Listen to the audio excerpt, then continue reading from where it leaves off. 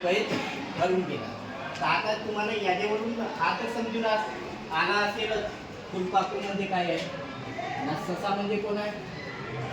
ससा म्हणजे कोण आहे? तुम्ही या ना. आणि फुलपाखरू म्हणजे हा समजून आलाच असेल.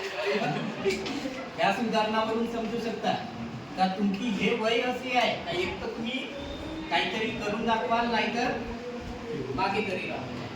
हे गोष्ट लक्षात ठेवा.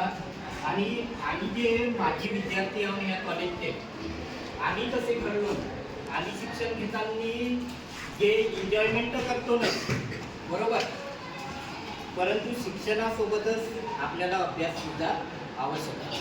तर या वयामध्ये तुम्हाला एक तर पोलीस भरती कोणतेही हे जे काही ग्रॅज्युएशन लेवलचे किंवा 12वीचे जे भरती वगैरे निघतात ते देणे किंवा त्यांचा सराव करणे आवश्यक असते, बरोबर.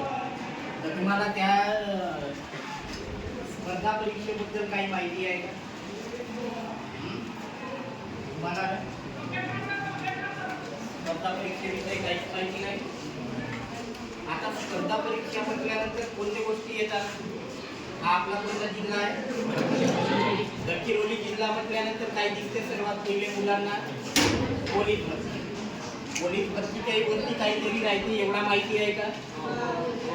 पोलीस भरती नंतरही तुम्ही बहुत काही करू शकता. पोलीस भरती हा एक अंतिम पर्याय नाही आहे. तुम्ही क्लास 1 अधिकाऱ्यापर्यंत सुद्धा जाऊ शकता. तर त्याच्यासाठी तुम्हाला कुठून सुरुवात करावी लागेल?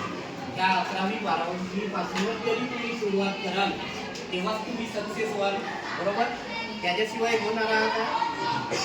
नाहीतर काय करतात बहुतेक विद्यार्थी ग्रॅज्युएशनपर्यंत त्यांना माहीतच नसते त्यांच्या जीवनाचा उद्देश काय आहे किंवा त्यांचा एम काय आहे. एम म्हणजे माहिती आहे ना, तुमच्या ध्येय.